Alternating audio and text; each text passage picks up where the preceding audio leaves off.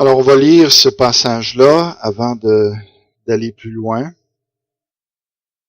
Apocalypse 12, 7 à 9. Il y eut une guerre dans le ciel. Michel et ses anges combattirent contre le dragon. Et le dragon et ses anges combattirent. Mais ils ne furent pas les plus forts. Et leur place ne fut plus trouvée dans le ciel. Et il fut précipité le grand dragon, le serpent ancien, appelé le diable et Satan, celui qui séduit toute la terre. Il fut précipité sur la terre et ses anges furent précipités avec lui. Ce n'est pas encore maintenant, ça va venir plus tard. Il va y avoir un message aussi sur qu'est-ce que ça va faire comme différence que le diable soit projeté du ciel sur la terre. C'est quoi les répercussions qu'il va y avoir sur la terre? Et quel pouvoir il va avoir perdu? Ça va être intéressant de regarder ça. On s'est déjà arrêté sur tout ce combat que le diable, qui est ici représenté sous un dragon. Il y a différents passages dans la Bible. Il y en a qui sont très littérales ou qui sont pas du tout poétiques et c'est de la prose. On peut comprendre, ça peut être très intellectuel même.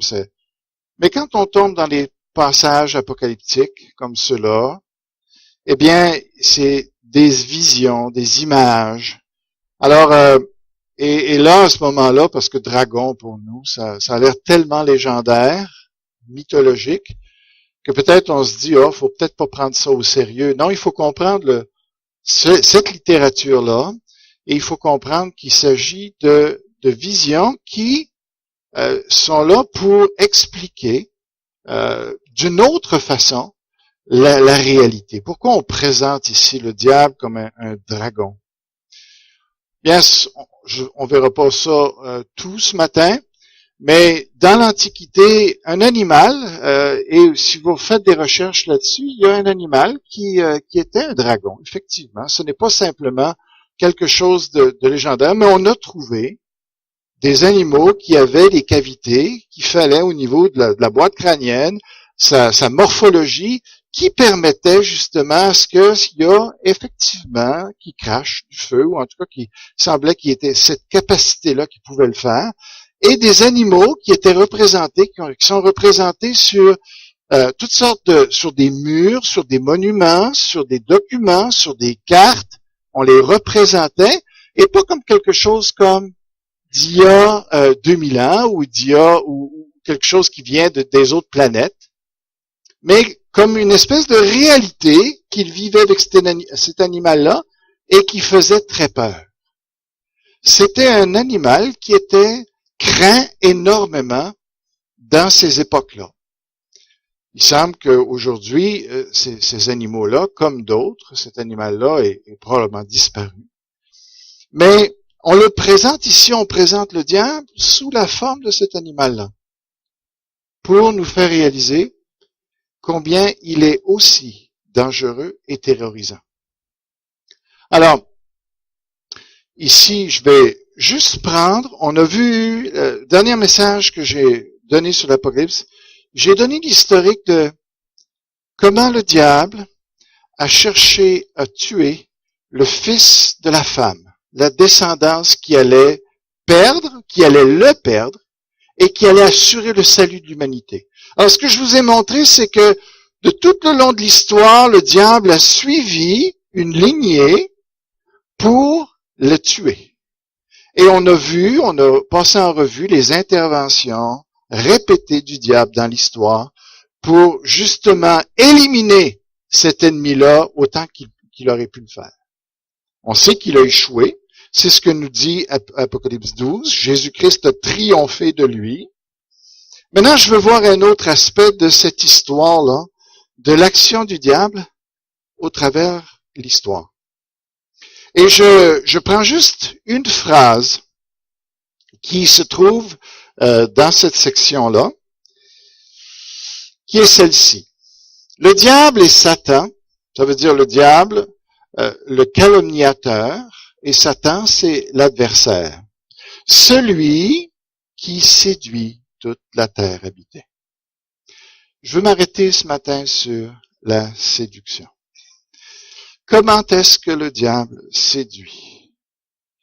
Et vous savez, une des choses qui est le plus justement, qui montre que le diable est extrêmement rusé, c'est que les gens ne savent pas et ne croient pas qu'ils sont sous l'influence du diable.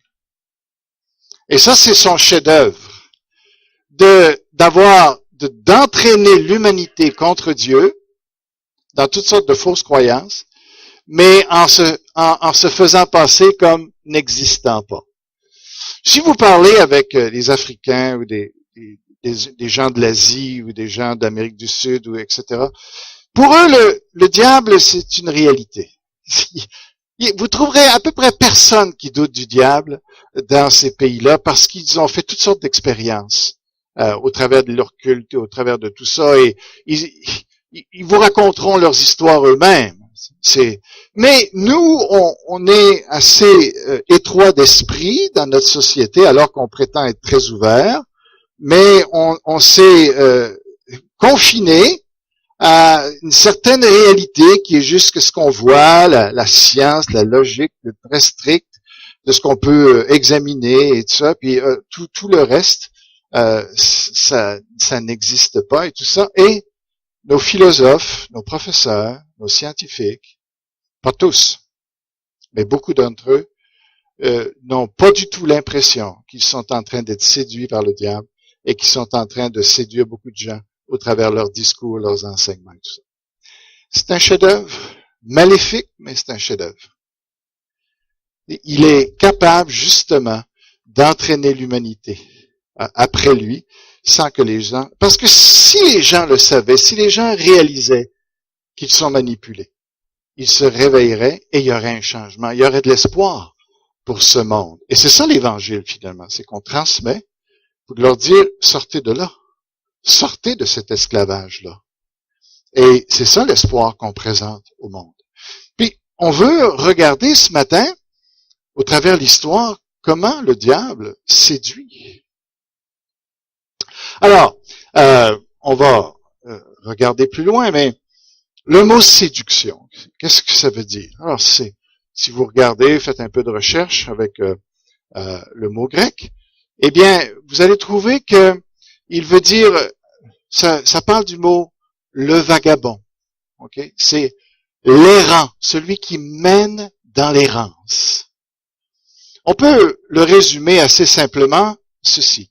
Celui qui amène dans l'erreur, dans le mensonge, le trompeur. Parce que notre mot moderne de la séduction n'a pas ce sens-là. Hein? Quand on dit « c'est séduisant », vous savez, quand la publicité dit « laissez-vous séduire », ben, on n'est pas en train de dire « laissez-vous tromper et mettre dans l'erreur ». Non, on est en train de dire « laissez-vous attirer par ce qui est beau ». C'est ça le sens que ça prend pour beaucoup de Québécois. Mais ici, dans le passage et dans la Bible, c'est pas ce sens-là qu'il a. Il a vraiment le sens d'être amené dans l'erreur et qui va avoir des dommages. Une erreur qui a des répercussions négatives. Alors voilà sa spécialité.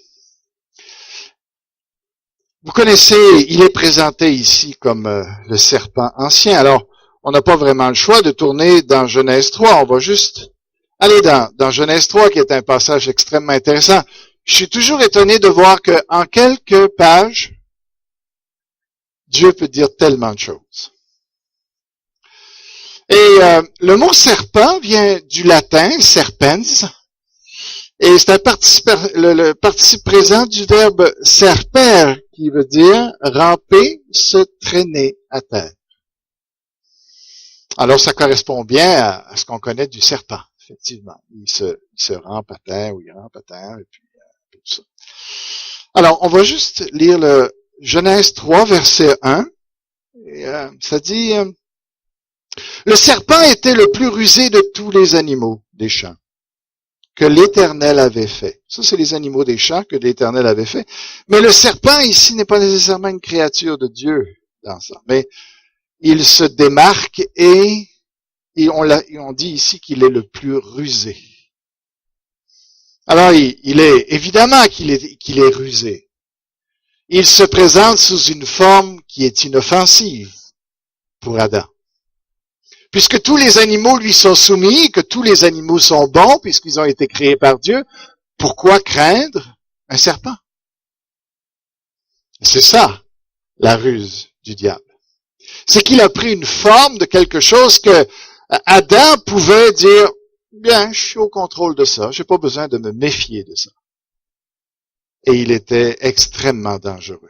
Justement parce que Adam ne s'est pas suffisamment méfié de ce serpent-là. Alors, c'est dommage qu'on n'ait pas la lumière, peut-être on peut même la fermer. Je pense que vous n'aurez pas... Non. Hein? Oui, bien. Alors, quelqu'un veut fermer la lumière, juste en arrière de moi. Alors, quand il dit, on ne sait pas, même il est le plus rusé, est-ce que c'est Adam qui pensait ça, qui avait découvert ça de cet animal-là, ou c'est après coup qu'il a été trompé et que l'histoire s'est déroulée, que Dieu a donné la révélation à Moïse, que Dieu a dit, voici, c'était l'animal le plus rusé. Mais quand on regarde le serpent, hein, c'est drôle parce que beaucoup de théologiens croient que, d'abord, parce que justement, Dieu lui a dit, hein, tu vas ramper sur ton ventre. Ça semble être une conséquence, c'est un châtiment que Dieu lui a donné. Donc, on peut penser qu'effectivement, il ne rampait pas autrefois. Ok? Vous voyez ici un varan de Komodo qui a une langue à peu près semblable à celle d'un serpent, à peu près celle de l'allure, même si vous voyez sa queue ici qui va plus loin là. Dieu l'a frappé pour qu'il ressemble à ça. Ok? Intéressant. Parce que quand vous voyez un serpent, ça, d'abord, les yeux sont très, très attirants, n'est-ce pas? Ils sont très, je veux dire, c'est captivant, les yeux d'un serpent. Mais quand vous le voyez aller, vous avez vraiment cette idée-là. D'abord, il sait où est-ce qu'il s'en va. Tu vois qu'il suit une ligne. Hein? Mais pour y parvenir, c'est intéressant quand même que Dieu l'a condamné à être ce qu'il a été avec Adam. C'est un filou, un hypocrite qui prend toutes sortes de détours pour finalement atteindre son but, qui est silencieux, qui glisse, qu'on n'entend pas, qui est sournois. Dieu quand on voit un serpent, on devrait se dire, ah oui, je comprends. Je comprends qui est le diable. Parce que, vous savez, d'après vous, qui est le serpent le plus dangereux du monde?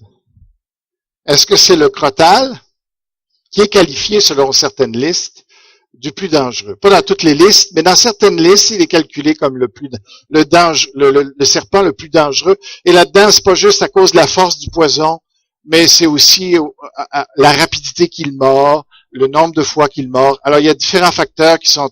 Mais c'est pour ça que les listes changent, mais dans certaines listes, dans d'autres listes, il y a celui-ci qui est, mon ami, le mamba noir, qui est extrêmement rapide et qui peut mordre à répétition jusqu'à temps qu'il tue sa personne. Alors, est-ce que c'est ceux-là, et on aurait pu en choisir d'autres? Non. La vérité, c'est que le serpent le plus dangereux, c'est le diable. Mais nous n'en sommes pas vraiment convaincus. La preuve, c'est qu'on fréquente souvent son trou. Ok? On aime le frôler. Moi, j'ai été en Haïti, j'ai vu, je voyais des trous. Et puis, à un moment donné, je me suis demandé, mais c'est quoi ces trous-là? Puis on m'a dit, ça, c'est les trous de tarentule. Ah bon? Ils sont sur le bord du chemin, tu sais. J'aurais aimé ça le savoir avant. Non, mais ils sont pas dangereux, ils sortent la nuit, dérange-les pas. Alors, le diable, c'est ça. Et ça fait longtemps qu'il travaille. Il est très rusé. Il nous connaît très bien. Il sait comment attaquer, il sait quoi attaquer. Et c'est justement là, ce matin, qu'on veut se préoccuper. Quelle est la cible du diable? Quelle est sa cible favorite pour séduire l'humanité? Eh bien, il ne faut pas aller très loin pour le connaître, pour le savoir. Dans Genèse 3, c'est dit. Vous savez, quand quelqu'un a à dire quelque chose, il faut qu'il le dise dans un temps assez court. Il nous dit généralement l'essentiel de ce qu'il est ou de ce qu'il croit. Eh bien, on a cette révélation-là dans les Écritures. Ça dit, première chose qu'il dit, souvent c'est le testament qu'on trouve le plus important de nous. Mais ici, ce qu'il faut regarder, c'est les premiers mots qu'il dit. Dieu a-t-il réellement dit? Souvenez-vous de ça. Ça, c'est l'attaque suprême du diable. La chose qu'il va utiliser le plus dans notre vie. C'est là qu'il va nous débarquer. S'il peut nous arriver à faire douter de la parole de Dieu, il a gagné. Et c'est pas simplement dans son ensemble, c'est pour chaque parole. Il y aurait tout un message, juste à vous permettre de répondre. Si je te pose la question, Dieu a-t-il réellement dit, quelle est ta réponse? Sur tel ou tel passage, sur telle ou telle phrase, sur tel ou tel verset. Est-ce que ta réponse est oui, ferme? Ou bien, c'est pas trop? Ou bien, oui, mais je vais l'expliquer autrement. C'est intéressant, Jésus a dit, par exemple, quand tu prêtes serment, il dit les deux seules réponses qui sont acceptables, c'est oui, non, et qu'est-ce qu'il dit pour le reste? Le reste vient du malin. Quand vient le temps d'être exposé à la parole de Dieu, la seule réponse qui est valable pour nous, c'est oui. C'est tout. Pas de discussion. Vous savez, c'est parce que justement, Ève a manqué de conviction. Elle croyait à la parole de Dieu. Mais elle n'y croyait pas exactement. Et c'est ce qui a révélé sa faiblesse. À partir du moment où elle a commencé à parler avec le diable, pour lui expliquer qu'est-ce que Dieu exactement avait dit, c'était trop tard. Le diable savait qu'il l'avait sous sa main. Elle aurait dû dire, Dieu a dit. C'est oui, Dieu a réellement dit. Oui.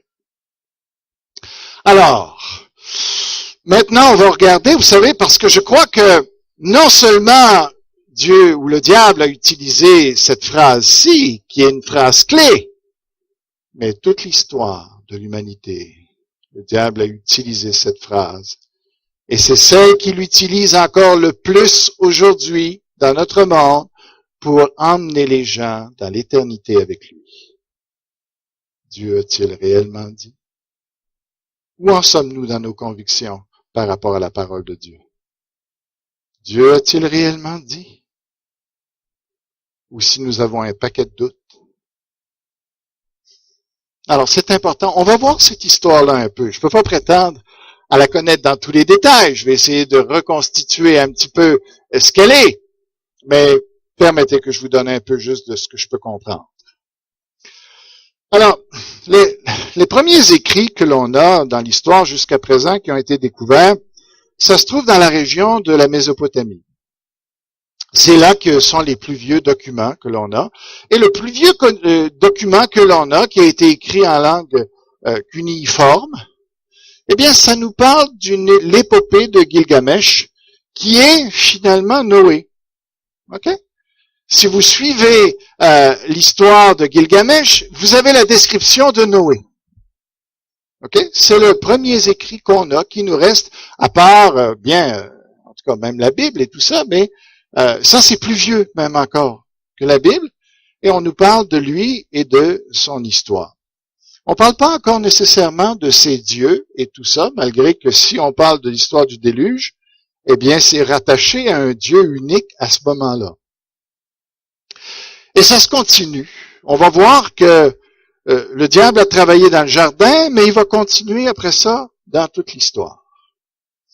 Qu'est-ce qu'on voit? Bien, il y a beaucoup de choses que j'ai sautées, pas avant, mais voici ce que, au niveau religieux, ce qui semble être le plus ancien sur la terre. Alors, au début, bien, on a du pré-polythéisme, ça veut dire, pour l'exprimer simplement, la foi ou la croyance à un Dieu unique. Ce qui remonte avant 3500, les hommes croyaient à un Dieu unique. Et on va revenir là-dessus. J'ai d'autres choses à vous dire là-dessus, mais pas aujourd'hui. Et où est-ce qu'on trouve? Ben, exactement au même endroit que dans la Mésopotamie, les Sumériens, qui commencent là. C'est le début de l'humanité, vraiment, avec des... Et là, on voit ici en 3000, première religion polythéiste. Sumer, Égypte, ça commence. Vers, alors, les premiers écrits de nature religieuse, en 2500, première liste connue de Dieu. Alors, ce que je veux juste vous montrer, je ne veux pas passer les dieux et tout ça, je ne veux pas parler de ça, mais je veux vous montrer que le diable est à l'œuvre. Comment il est à l'œuvre? En travaillant d'une façon parallèle, parce que jusque-là, la transmission de la pensée de Dieu est orale. Il y a des écrits, mais surtout d'une façon orale. Et il ne faut pas croire que c'est pas fiable parce que c'est oral, parce que ces gens-là avaient une mémoire incroyable. Parce que justement, ils prenaient pas l'habitude de noter toute chose, ils retenaient toute chose. Pour eux, c'était une pratique et ils avaient beaucoup de capacité de se rappeler des récits anciens et tout ça. Alors, le diable est à l'œuvre en multipliant les religions, même à partir de ce moment-là, et il commence à dire, il y a plusieurs dieux et tout ça. Alors, et il met d'autres écrits en parallèle pour semer la confusion. Dieu a-t-il réellement dit? On arrive au 16e siècle avant Jésus-Christ avec un des écrits, des écritures saintes les plus vieilles au monde, c'est les Védas qui se trouvent en Inde et ça ressemble à ceci. Alors c'est du sanskrit et vous avez, en tout cas c'est relié, vous allez voir, c'est relié ici avec une corde et tout ça, c'est assez rudimentaire, mais ce sont, voici ce que les hindous acceptent et disent. Alors les hindouistes n'ont pas de livre sacré, mais bien des textes sacrés. L'ensemble de ces textes s'appelle Védas. Les Védas sont les textes religieux les plus anciens du monde. Des chercheurs ont avancé diverses dates de l'origine du Véda, s'étendant approximativement de 5000 à 1500 avant Jésus-Christ. Ils constituent un corps de référence pour tous les hindous. Les Védas sont considérés comme shruti, c'est-à-dire indiqués, car par les hindous. On dit que les Védas ont été indiqués par Brahman. Ça, c'est intéressant. L'être suprême. On voit que ça reste quand même. On fera une revue à un moment donné de ce que ces religions-là croyaient, et c'est intéressant. Aux sages appelés Rishi, tandis que ceux-ci étaient en méditation. Les idées exprimées dans les Védas ont été tout d'abord transmises oralement, de père en fils et de professeur à disciple. Alors, on a de la compétition qui se soulève. Le diable est en train de vouloir mettre la confusion dans les gens. Alors, et quand est-ce qu'on arrive avec Moïse et son écrit? Bien, on se trouve ici, ça peut être le 14e siècle aussi, 13e siècle, 12e siècle. Moïse qui arrive avec la sortie d'Égypte, et là, Dieu va lui donner la loi. Première fois qu'il y a vraiment que Dieu fait écrire quelque chose qui va rester, ok, et que là, mais qui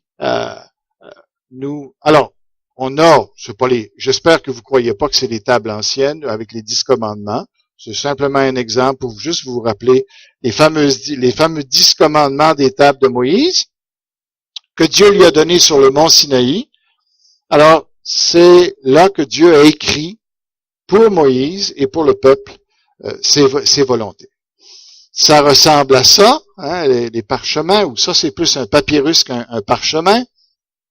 Là, c'est le livre, c'est non seulement les 10 lois de Moïse, mais là, c'est tout la Torah que Dieu donne à Moïse pour qu'il l'écrive, qu'il le garde. Et où est-ce qu'il va le garder? Alors, ça dit dans Deutéronome, j'écrirai sur ces tables les paroles qui étaient sur les premières tables, parce que Moïse les a détruits en colère, que tu as brisées, et tu les mettras dans l'arche. Alors, c'est intéressant parce que Dieu prend sa loi, ok, son livre et tout ça, et il met ça où pour le protéger? Dans l'arche. Il n'a pas voulu que le diable y touche. Ok? Alors, il l'a mis dans la présence même du Seigneur, là où il était parmi le peuple. Alors, tu pouvais pas avoir un endroit plus sécure pour la parole de Dieu que là, dans la présence de Dieu, là où Dieu était. Hein? C'est intéressant que Dieu l'ait mis là, l'ait gardé. Et c'est pour ça que, au travers l'histoire de la Bible, il n'y a pas beaucoup d'attentats du diable sur la parole. Il va s'y prendre plus tard. Alors, qu'est-ce qu'il fait? En attendant, il multiplie d'autres choses, d'autres religions. Mais la Bible elle-même, il ne peut pas y toucher. Voyez-vous? Les tables, mais plus que ça. Alors, vous savez, l'arche, c'est ça. L'arche, ça fait cette idée d'alliance encore ici. Et alors, vous avez donc les deux tables ont été mis là-dedans. Et ça dit ici, je retournai, je descendis de la montagne, je mis les tables dans l'arche que j'avais faite. Elles restèrent là comme l'Éternel me l'avait ordonné. Dans Exode 17:14, l'Éternel dit à Moïse, écris cela dans le livre. Alors là, on parle plus simplement des 10 commandements. On parle du livre de la Torah lui-même. Dieu dit, je veux que tu écrives ça pour que le souvenir s'en conserve. Qui devait s'en occuper? Moïse écrivit cette loi et la remit au sacrificateur, fils de Lévi, qui portait l'arche de l'Alliance, et à tous les anciens. Mais où a-t-elle été mise? Pas dans l'arche, mais voici. Prenez ce livre de la loi et mettez-le à côté de l'arche de l'Alliance. À côté. Dans la présence de Dieu aussi, mais c'était pas l'essentiel. L'essentiel, c'était les 10 commandements, qui étaient aussi écrits de la main de Dieu, qui étaient encore plus saints que le reste du livre, dans ce sens-là. Mais, on voit ici la Torah qui a dû rester auprès de l'arche et sous la protection de Dieu encore. On voit dans l'histoire que le livre s'est perpétué. D'ailleurs, le roi devait en prendre une copie pour lire chaque jour, pour diriger le peuple en fonction de la loi. Tout ça. Dans un roi qui quand même avancé dans l'histoire d'Israël, on voit que la loi est encore là. Il n'y avait dans l'arche que les 2 tables de pierre que Moïse y déposa en Horeb. Parce que autrefois, il y avait aussi le bâton d'Aaron qui avait fleuri et tout ça. Il y avait d'autres objets. À cette époque-là, la loi était encore là. Et elle y restait bien. Par la suite, on voit, allez consulter l'Éternel pour moi au temps de Josias, pour le peuple, et pour tout Juda au sujet des paroles de ce livre qu'on a trouvé.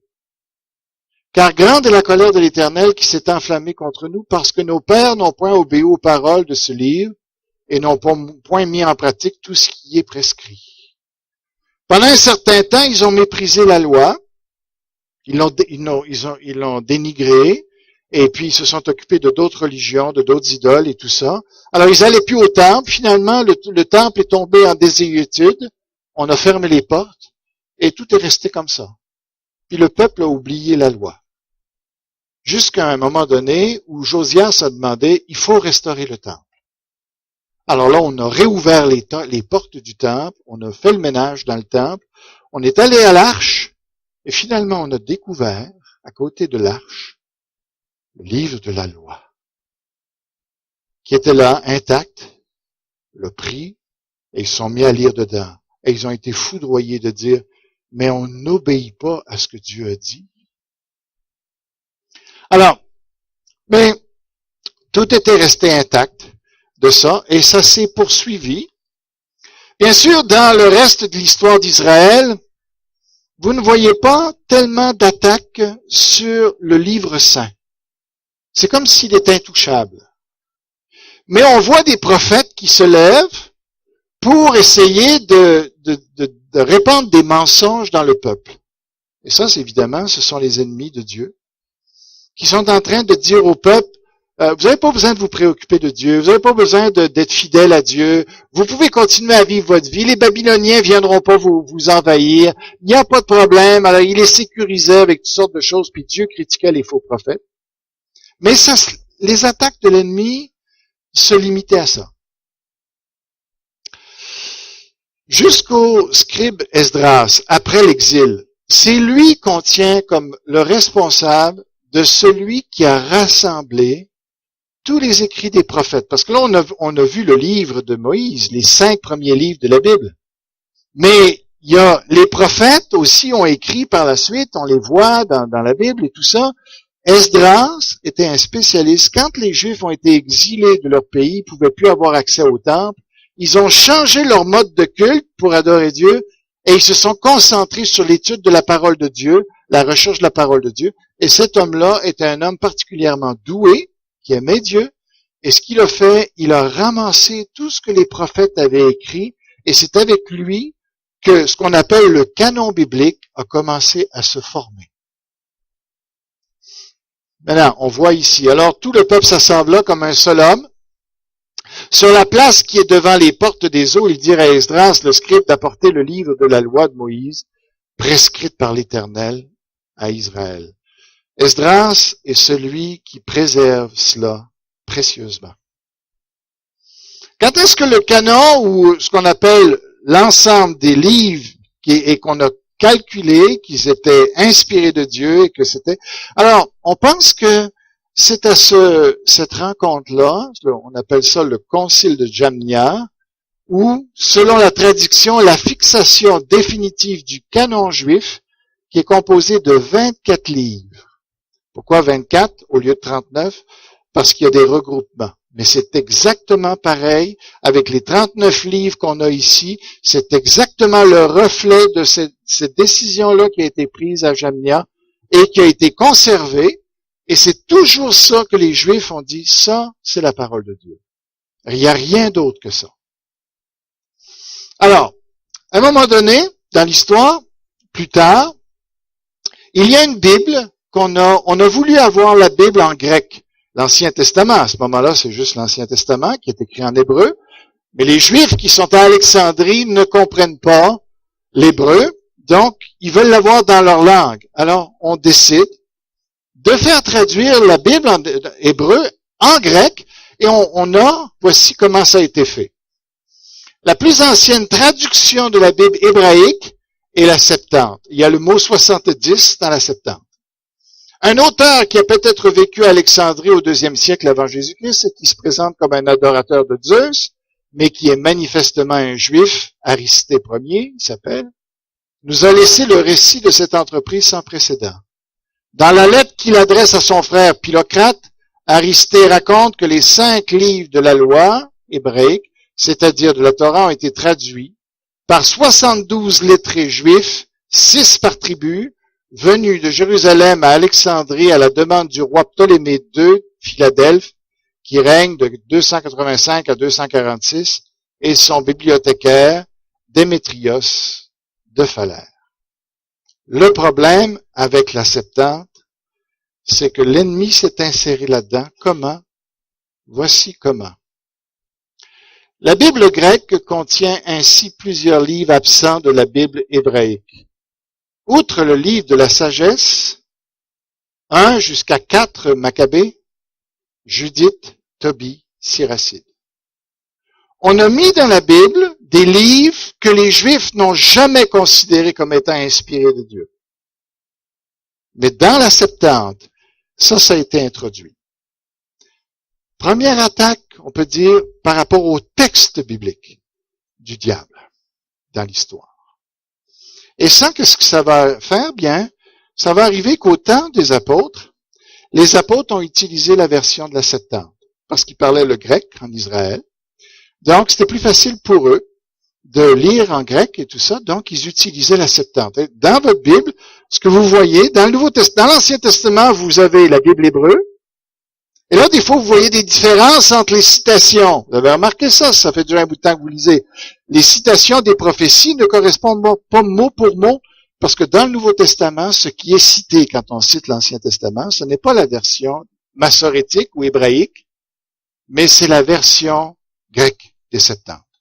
C'est pour ça qu'il y a une différence entre les deux. Mais pourquoi ils ont utilisé la Septante?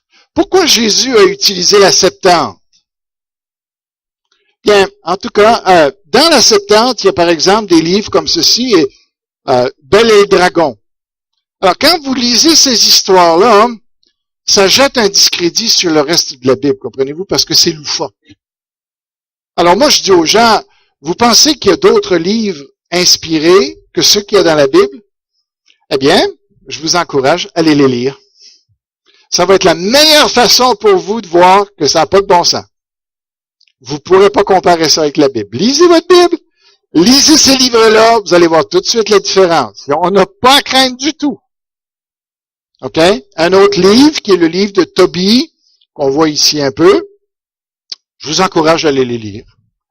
Pas de problème. Ça, c'est pas des livres inspirés, tout ça, mais si vous voulez connaître un peu la littérature juive, ça peut être intéressant à lire, c'est tout. Mais vous allez voir tout de suite la différence entre ces livres-là et la Bible. Garantie.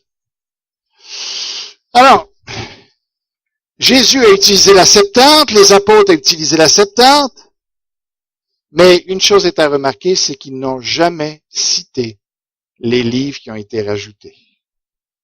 Que les livres qui ont toujours été acceptés par les Juifs. Et comment on le voit bien par ces citations-là. Pour ce qui est de la résurrection des morts, n'avez-vous pas lu dans le livre de Moïse? Selon ce qui est écrit dans le livre des paroles d'Ésaïe, le prophète. C'est la voix de celui qui crie dans le désert, etc. David lui-même dit dans le livre des psaumes, voyez-vous, le Nouveau Testament cite l'Ancien Testament et on n'a aucun cas de citation des livres qui ont été rajoutés. Ça, c'est important. Parce que les apôtres ont toujours reconnu le canon juif. Et rien d'autre. Et c'est pour ça que nous sommes attachés au canon juif, les 39 livres qui correspondent aux 24, et rien d'autre. C'est pour ça que si on lit une Bible Tob ou une Bible Jérusalem, qui est la Bible, sauf que c'est tiré de la Septante, et plus tard vous allez voir de la Vulgate, qui inclut ces livres-là. Et c'est ça qui est le problème. C'est qu'on inclut dans le livre lui-même des livres qui ne sont pas inspirés, et ça, c'est dangereux. Dans l'Apocalypse, Jésus dit ceci. Je le déclare à quiconque entend les paroles de la prophétie de ce livre. Si quelqu'un y ajoute quelque chose, Dieu, c'est sérieux, hein? Dieu le frappera des fléaux décrits dans ce livre. Apocalypse 22, 19, si quelqu'un retranche quelque chose des paroles du livre de cette prophétie, Dieu retranchera sa part de l'arbre de vie de la ville sainte décrit dans ce livre. Dieu ne joue pas. La Bible, c'est pas un livre avec lequel on joue.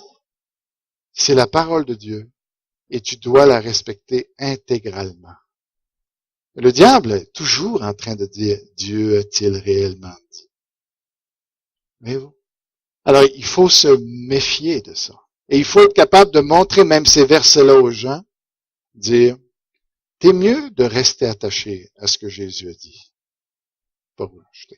Alors, ça va vous ouvrir les yeux, ce que je vais dire un peu plus loin, sur différentes choses, mais continuons cette persécution ou cette tentative du diable de corrompre les Écritures et de l'enlever ou de jouer avec ça. Bien, on voit ici au temps des empereurs romains avec Dioclétien, ici, cette paix dura jusqu'aux dernières années du règne de Dioclétien. En 303, cet empereur, sur les instances de Galérius, qu'il avait associé à son pouvoir, publia un édit ordonnant de démolir les églises, de livrer et de brûler les livres sacrés, d'exclure les chrétiens de tous les offices publics et interdisant d'affranchir les esclaves qui professaient leur religion. Alors on voit que le diable a cherché à détruire la Bible. Mélanger les gens avec d'autres religions, attaquer le texte lui-même pour rajouter des choses ou en enlever, mais non seulement pour essayer carrément de l'éradiquer. Il continue, vous voyez, séduit la terre. Alors, il a fait écrire dans les évangiles, juste au 2e, surtout au 3e siècle après Jésus-Christ, il a commencé des auteurs qu'on les appelle les auteurs gnostiques ou apocryphes, qui ont commencé à écrire d'autres livres en se faisant passer pour les apôtres. Ça, c'est un exemple ici. Alors, l'évangile de Marie, Myriam de Magdala, Marie-Madeleine, l'évangile de Judas que j'ai lu à un moment donné, et puis alors qui essaie de réhabiliter Judas. C'est pas vraiment un traître, tu sais, il était pas si méchant que ça, on l'a mal compris et tout ça, et puis il était bien motivé dans le fond. Mensonge. Alors, puisqu'on est toujours avec cette idée-là, qu'est-ce que Jésus a fait quand il avait 12 ans? Qu'est-ce qu'il a fait quand il avait 6 ans? On est un peu curieux, là, tu sais. Alors, il y a quelqu'un qui a eu la bonne idée de dire, on va écrire quelque chose là-dessus. L'évangile de l'enfance de Jésus. Alors, vous voulez savoir si ça a de la valeur? Parce que, vous savez, il y a des gens qui s'amusent avec ça en train de séduire les gens, et la plupart des gens au Québec croient ce qui est dit au travers de ça. OK? Alors, c'est pas quelque chose qui marche pas, là. On a ramené ces livres-là pour dire, l'Église a fait un complot, OK, pour garder la main mise sur l'Empire, OK, et la manière qu'ils s'y ont pris, ils ont classé des livres, ils ont éliminé ceux qui n'étaient pas d'accord avec eux, et finalement, ils ont été malhonnêtes, et on vous a privé de savoir ce qu'était vraiment la Bible. Et voici, nous vous découvrons et nous vous révélons ce qu'est vraiment la Bible. Voilà ce que dit. Et, vous vous souvenez de ça? Le Code da Vinci, c'est exactement ça. C'est qu'il a basé tout son récit, il a été chercher ces livres-là, il a brodé, et il a fait croire à la population du Québec que finalement la Bible que l'on a, pas vraiment la vraie Bible. Et vous allez rencontrer ça quand vous allez témoigner aux gens. Oh, la Bible, vous n'avez même pas vraiment la vraie Bible dans les mains. Le diable, il sait ce qu'il fait. Ça repose sur rien. Si vous allez lire ces livres-là, vous allez rire. Vous allez voir combien c'est pas sérieux. Mais parce que les gens ne vont pas lire, eh bien, ils restent avec l'impression qu'on les a trompés, que l'histoire qu'on a de Jésus là-dedans, c'est pas vrai. Jean, c'était pas Jean, c'était Marie-Madeleine qui était juste à côté de lui quand elle était appuyée sur son épaule. Jésus était amoureux de Marie-Madeleine. Vous l'avez pas dit, hein? Vous saviez pas, hein? Sa blonde, c'était Marie-Madeleine. Ils ont eu des enfants. Voilà ce qu'on fait croire aux gens. Le diable sait ce qu'il fait. Le canon du Nouveau Testament, plus de l'Ancien, je termine avec ça. Enfin, Athanase, qui est tout un docteur de l'Église. Athanase, patriarche d'Alexandrie au IVe siècle, dans sa lettre Festale, 39, énumère l'ensemble des livres actuels du Nouveau Testament à cette époque. Le Nouveau Testament est donc entièrement composé et il fait l'unanimité des églises selon la règle de la catholicité. Il y a donc eu réception universelle des 27 livres du canon par étapes, les 4 évangiles, les 13 épîtres pauliniennes, dans un premier temps, un peu plus tard, les actes et les 3 épîtres de Jean, puis les 2 épîtres de Pierre, et enfin l'épître de Jacques, l'épître de Juc, ainsi que l'épître aux Hébreux et l'Apocalypse plus tardivement. C'est statué. L'Église a dit, voici les livres qu'il faut croire.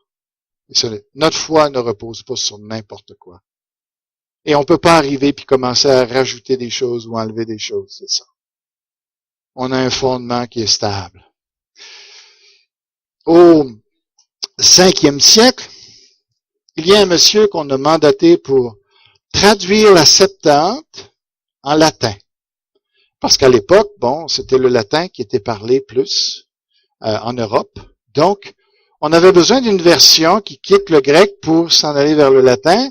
Et on a mandaté un monsieur qui s'appelle Jérôme, ou Saint Jérôme, on l'a au Québec, Saint Jérôme, hein, c'est lui, ça. Un érudit extraordinaire, un chrétien véritable, et on l'a mandaté de traduire la Septante. Il l'a fait, mais il n'a pas voulu traduire les livres qu'on avait rajoutés. Mais on l'a forcé à le faire. Et il n'a pas voulu les mettre dans la Bible dedans. Ce n'est qu'après sa mort qu'on les a inclus. Parce qu'il y avait des gens qui avaient intérêt à ce que ces livres-là de l'Ancien Testament figurent dans le canon. Mais Jérôme n'a jamais été d'accord avec ça. On appelle cette version-là la Vulgate.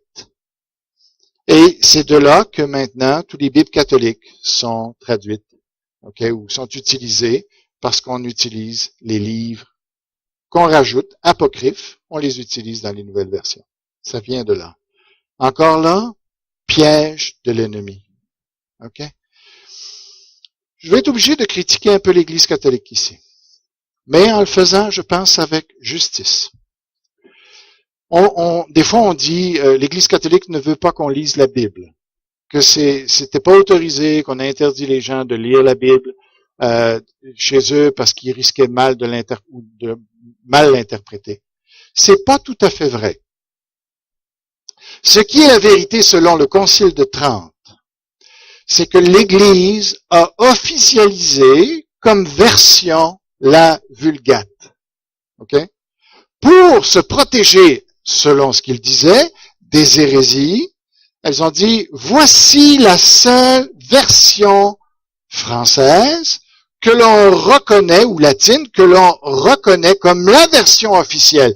Celle-là, vous pouvez la lire. Sauf qu'avec le temps, il y avait juste les prêtres qui parlaient le latin. Et on ne voulait pas que les peuples aient la Bible dans leur propre langue. Alors, ça revenait à quoi? Ça revenait à dire que les gens ne pouvaient pas lire la Bible. Vous comprenez? Et c'est comme ça que l'hégémonie catholique s'est propagée et que les gens étaient dans l'ignorance par rapport à ce que la Bible disait. Qui a changé ça? Bien, entre-temps, au 6e siècle ou 7e siècle, vous avez le fameux Coran, qui est une autre tentative. Je suis en train de tout le lire. Parce que je veux être prêt quand je vais aller en France. Je veux savoir de quoi je parle quand je vais témoigner aux musulmans. Alors, je suis en train de la lire. Je peux vous dire une chose, c'est plate. Plate à lire. C'est des sourates, là, tu sais, les versets, mais alors, tu sais, c'est comparé à la Bible, mais il n'y a aucune comparaison possible. Jusqu'à présent, je n'ai pas tout lu, mais jusqu'à présent, ce n'est que verset après verset des recommandations, des menaces de Dieu, des encouragements à faire la guerre, et puis des tensions, il va t'envoyer en enfer. C'est ça. C'est pesant. Et les pauvres madames, si vous lisez le Coran, attachez-vous, comme il faut. Parce qu'il n'y a pas grand-chose d'encourageant pour vous là-dedans. Alors, celui qui a amené une révolution au niveau c'est Martin Luther avec sa Bible en allemand, où lui, il a voulu que le peuple ait la Bible dans leurs mains, dans leur langue. Et ça a fait toute une révolution. Parce que quand les gens ont vu ce qu'il y avait dedans et ce que l'Église faisait, ils ont dit, oups, c'est pas la même chose du tout. Le diable a été démasqué ce jour-là. Par la suite, le diable n'a pas fini son travail de mensonge. Alors, il répand encore des livres d'autres religions, bien sûr, il en crée beaucoup. Mais il crée aussi, il attaque. Est-ce que Dieu a réellement dit? Le livre des Mormons. Alors ça, on ajoute ça à la Bible. Okay? C'est un livre qui supposément que Joseph Smith a reçu dans une grotte avec des lunettes spéciales pour lire les hiéroglyphes il n'y a rien d'historique là-dedans. Il y a toute une belle histoire. Il n'y a jamais été quelqu'un qui a été capable de vérifier quoi que ce soit de cette histoire-là. Et pourtant, il y a des millions de Mormons dans le monde qui croient à ce livre-là. Le diable continue à séduire. Saintes Écritures, traduction du Nouveau Monde. Même péché, même problème, et Jésus a dit, n'auront pas part au royaume de Dieu. Témoins de Jéhovah, qu'est-ce qu'ils ont fait? Jusque dans les années 70. Ils utilisaient la version second, qui est notre version.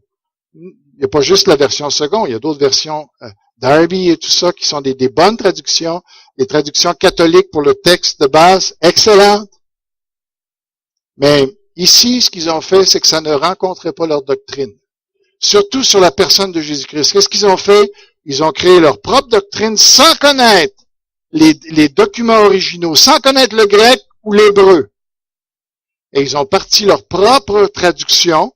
Ils ont changé ce qu'ils voulaient changer sur la doctrine de Jésus-Christ et d'autres choses. Et voilà ce qu'ils sont en train de dire aux gens, croyez dans ça, et ça c'est la Bible. Ils vous font passer ça pour la Bible. Ce n'est pas la Bible. C'est une Bible trafiquée. Et Jésus a dit, tu ne dois pas faire ça.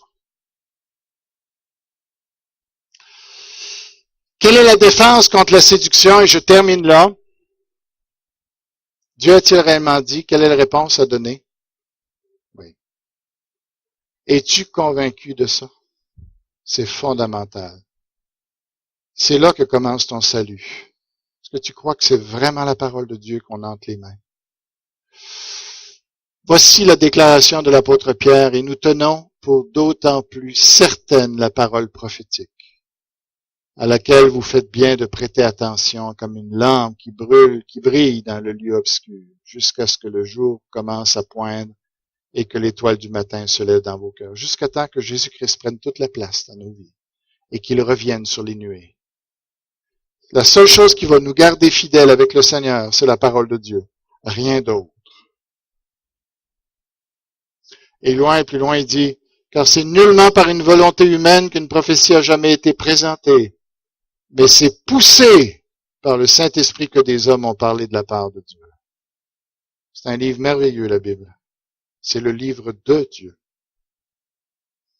Un autre qui suit, regardez ce qui va arriver. Il y a eu des faux prophètes parmi le peuple. De même, il y a parmi vous de faux docteurs qui introduiront insidieusement des hérésies de perdition. C'est grave de se tromper dans la théologie. Et qui, reniant le maître qui les a rachetés, attireront sur eux une perdition soudaine. Beaucoup les suivront dans leur dérèglement et à cause de la voix de la vérité sera calomniée. Qu'est-ce qu'on fait aujourd'hui avec la Bible? On dit que c'est un livre qui encourage les guerres. C'est un livre qui encourage les pasteurs à prendre le contrôle de leurs églises, de demander de l'argent et tout ça. Voilà. Voilà ce qui arrive. Par cupidité, désir de faire de l'argent, ils vous exploiteront au moyen de paroles trompeuses. Voilà ce qu'il y en a qui font, effectivement. Mais depuis longtemps, leur condamnation est en marche et leur perdition n'est pas en sommeil. L'apôtre Paul dit ceci. C'est pourquoi nous rendons continuellement grâce à Dieu de ce qu'en recevant la parole de Dieu, que nous vous avons fait entendre, vous l'avez accueillie non comme la parole des hommes, mais comme ce qu'elle est vraiment, la parole de Dieu. On touchera cet aspect-là une autre fois, qui agit en vous qui croyez. Ça, c'est intéressant comme phrase. Mais à la base, la parole de Dieu, c'est la parole de Dieu. Et c'est ce qui nous distingue, nous, comme Église. C'est ce que l'on croit ici. Si quelqu'un ne croit pas cela, si quelqu'un veut contester avec ça, il n'y a pas sa place parmi nous. Mais si quelqu'un veut vraiment suivre la parole de Dieu et la respecter comme elle est, sans la tordre, en la comprenant comme il faut, eh bien, il est invité à avoir communion avec nous. Que Dieu vous bénisse. On va prier. Tendre Père, que tu puisses bénir ta parole. Merci parce que tu nous as protégés de la séduction du diable et continue de le faire, Seigneur. Parce que lui est à l'œuvre. Si on ne croit pas en lui, ça fait bien son affaire. Aide-nous de croire en lui pour nous protéger contre lui. Dans le nom de Jésus-Christ. Amen.